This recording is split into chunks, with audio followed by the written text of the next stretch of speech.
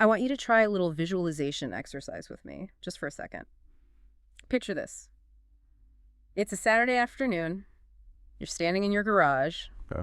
Maybe you're looking for, I don't know, a screwdriver you dropped last week, or you're just grabbing a drink from the extra fridge. It's quiet. And you look over in the corner, and there it is, the water heater. Ah, the silent beige workhorse of the American home. Exactly. It's that big, boring metal cylinder that you literally never, ever think about. Until you're in the shower with shampoo in your hair and the water turns to liquid nitrogen. Right. But today, we aren't looking at the tank. We aren't looking at the burner. We are looking at the pipe. Specifically, that silver pipe sneaking out of the top, going up through your ceiling and out the roof. Because according to the deep dive we're doing today, that pipe might just be the most dangerous thing in your house. You know, it sounds like absolute hyperbole, doesn't it? The killer pipe in the garage. It really does. But when you dig into these field reports, and we're looking at some incredible breakdowns from plumbing experts, specifically around post-storm repairs in the Houston area, it's actually a very, very grounded safety issue. We're talking about natural gas, water heater flue systems. Which, on paper, sounds like the absolute driest topic imaginable. Flue systems. It does. It sounds like something you'd read about to fall asleep. Yeah. But the stakes are incredibly high. I mean, we're talking about carbon monoxide poisoning, we're talking about fire hazards in your attic, and we're talking about catastrophic failure of the unit itself. And the scary part, the part that really jumped out at me in the source material, is that a lot of these hazards are hiding in plain sight. They look fine to the untrained eye. And that's really the mission for today. We want to equip you, the listener, with the eyes of a pro. By the time we're done, I want you to be able to walk into your garage, look at that silver pipe, and know instantly, is this the gold standard of safety, or is this a code violation just waiting to happen? And you would be shocked how often it's the latter. Especially, and this was a fascinating detail in the research, when people try to make the system look pretty. Oh, the aesthetics trap. Right. Right. We'll get to that, especially with the roof. But let's set the scene a bit. The sources are looking at repairs after major storms in Houston. Why is that context so important here? Well, it's the perfect storm for bad plumbing, pun intended. Mm-hmm. You have thousands of homes damaged, you have a shortage of parts, and you have homeowners who are just desperate to get hot water back on. Mm-hmm. So you see a lot of, let's call it, make-do engineering. People grabbing whatever pipe is on the shelf at the hardware store just to get the system running. And that make-do engineering leads us straight to the villain of our story.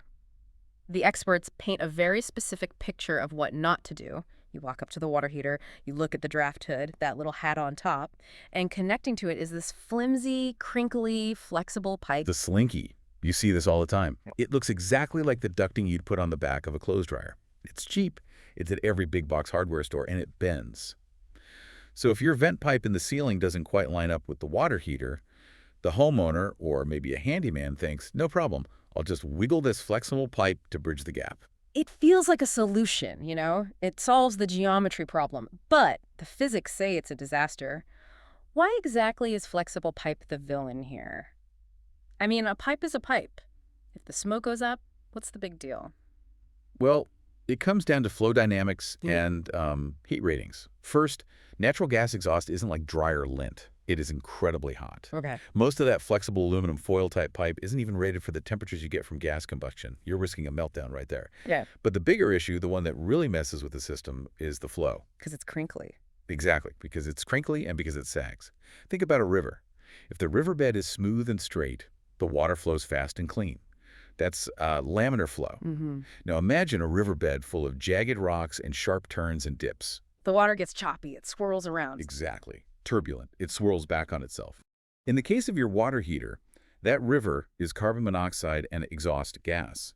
Those ridges in the flexible pipe create friction, they create turbulence, and because the pipe is flexible, it tends to sag or kink like a twisted garden hose. Ah. When that happens, you aren't just slowing down the exhaust, you can actually stop it or even reverse it. So instead of drafting up and out, the deadly gas hits that turbulence, gets confused, and just spills back out the draft hood right into your garage. Correct. And you might not even smell it. Carbon monoxide is odorless.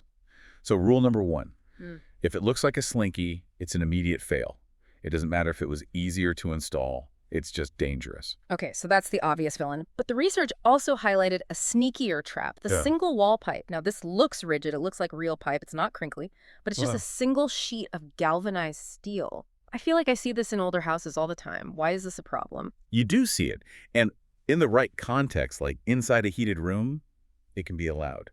But the experts specifically warn about running single-wall pipe through unheated spaces, like a garage or, and this is crucial, an attic. It creates this kind of Goldilocks problem.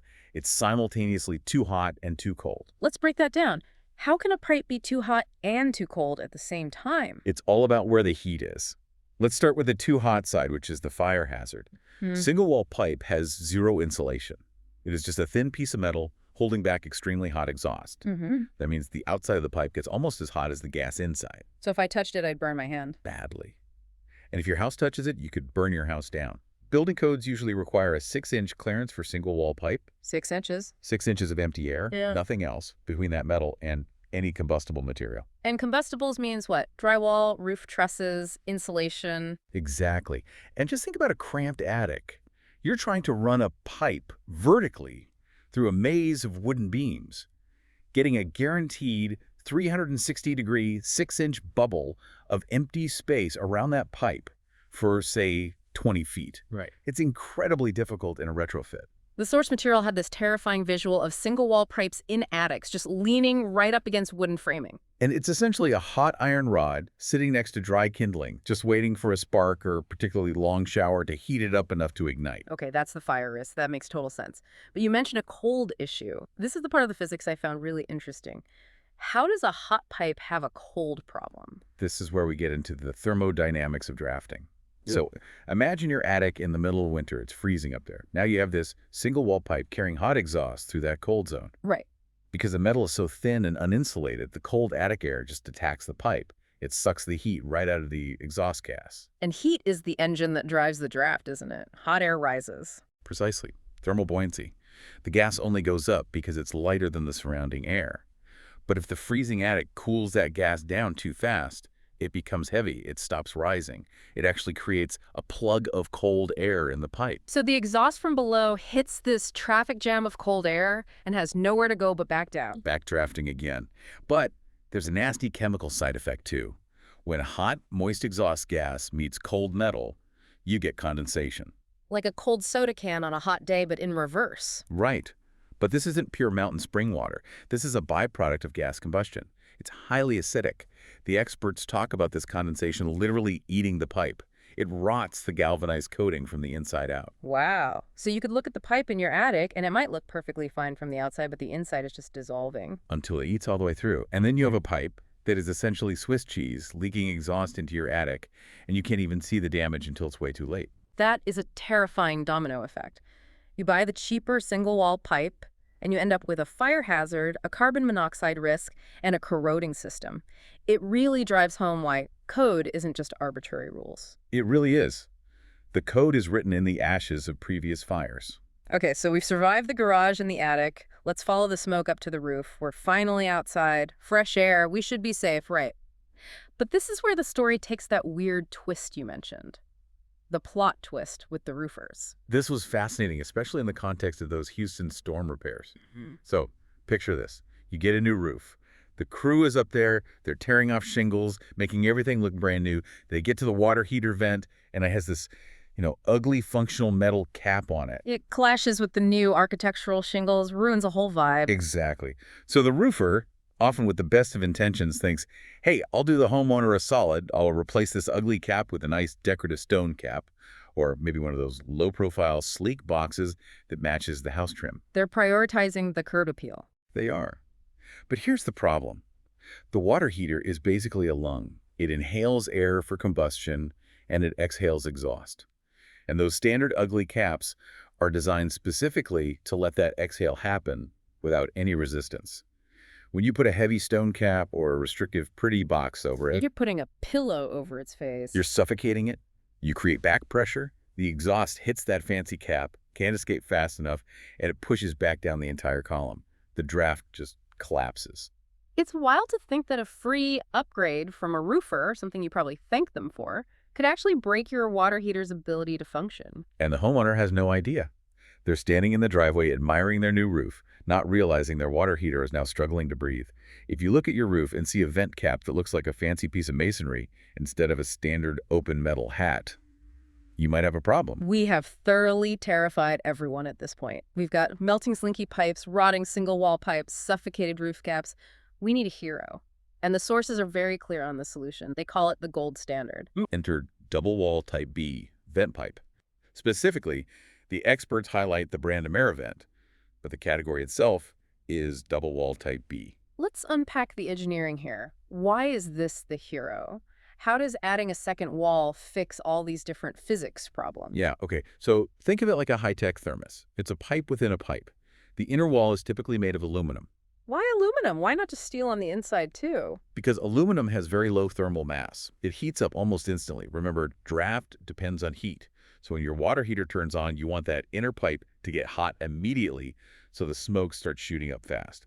Aluminum does that beautifully. Okay, so the inner layer handles the flow. What about the outer layer? The outer layer is usually galvanized steel, and it acts as a shield.